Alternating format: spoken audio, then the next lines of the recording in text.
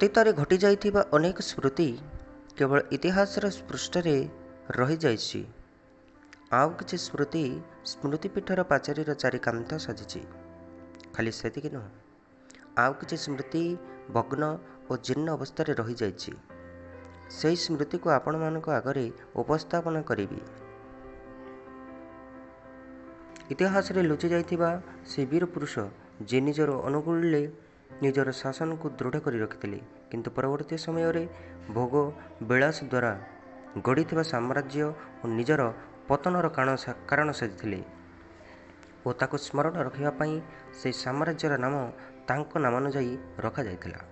ଆଜ୍ଞା ହଁ, ମୁଁ ଖ୍ରୀଷ୍ଟୀୟ ଅଷ୍ଟମ ଓ ନବମ ଶତାବ୍ଦୀର କଥା କହୁଛି, ଯେତେବେଳେ ଓଡ଼ିଶାରେ ଭୌମକର ବଂଶର ଶାସନ ଚାଲୁଥାଏ। ସେତେବେଳେ ଗଢ଼ି ଉଠିଥିଲା ଅନେକ ମଣ୍ଡଳ। ତହିଁରୁ ଖିଞ୍ଜିଳି ମଣ୍ଡଳର ଏକ ଅଂଶ ଥିଲା ଆଜିର ଅନୁଗୁଳ। ଏହାକୁ ଭଞ୍ଜ ବଂଶୀୟ ରାଜାମାନେ ଶାସନ କରୁଥିଲେ ଓ ଏହି ବଂଶର ଶ୍ରେଷ୍ଠ ରାଜା ଥିଲେ ନେତଦେବ ଭଞ୍ଜ। ପରବର୍ତ୍ତୀ ସମୟରେ ଯୁଦ୍ଧ ପରେ ଯୁଦ୍ଧ ଲାଗି ରହି ଶେଷରେ 6 ଜଣ ଦଳପତି ଏହି ଅନୁଗୁଳକୁ ଶାସନାଧୀନ କରିଥିଲେ।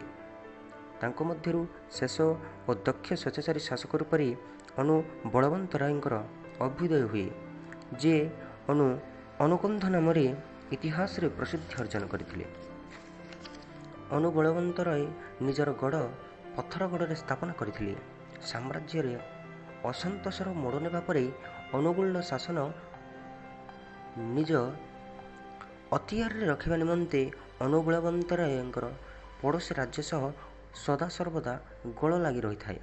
ସେହି ସମୟରେ ମଥୁରାରୁ ଅନେକ ରାଜକୁମାର ଜଗନ୍ନାଥଙ୍କର ଦର୍ଶନ ଉଦ୍ଦେଶ୍ୟରେ ଆସି ଦର୍ଶନ ସାରି ଅନୁଗୁଳରେ କିଛି ଦିନ ଅବସ୍ଥିତ ପରେ ଅନୁ ବଳବନ୍ତରାୟଙ୍କର ଏହିପରି ହାବଭାବକୁ ଦେଖି ରାଜ୍ୟ ଶାସନର ଭାରକୁ ନିଜେ ଗ୍ରହଣ କରିବାର ଲୋଭ ଆଉ ଲାଳସା ତାଙ୍କ ମନରେ ଉଙ୍କି ମାରିଲା।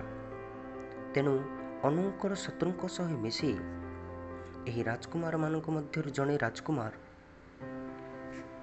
ଅନୁ ବଳବନ୍ତରାୟଙ୍କୁ ବନ୍ଦୀ କରି ଅନୁଗୁଳର ଶାସନକୁ ନିଜ ହାତକୁ ନେଇଥିଲେ ଓ ଏହି ସ୍ୱେଚ୍ଛାଚାରୀ ଶାସନକୁ ମନେ ରଖିବା ପାଇଁ ଓ ପଡ଼ୋଶୀ ରାଜ୍ୟ ସହ ଗୋଳ କରି ରହିଥିବା ଏହି ଅନୁ ବଳବନ୍ତରାୟଙ୍କୁ ମନେ ପକାଇବା ପାଇଁ ଏହି ରାଜ୍ୟର ନାମକୁ, ଏହି ସ୍ଥାନର ନାମକୁ ରଖାଯାଇଥିଲା ଅନୁଗୁଳ। ଆଶା କରୁଛି ଭିଡ଼ିଓଟି ନିଶ୍ଚୟ ଭଲ ଲାଗିଥିବ।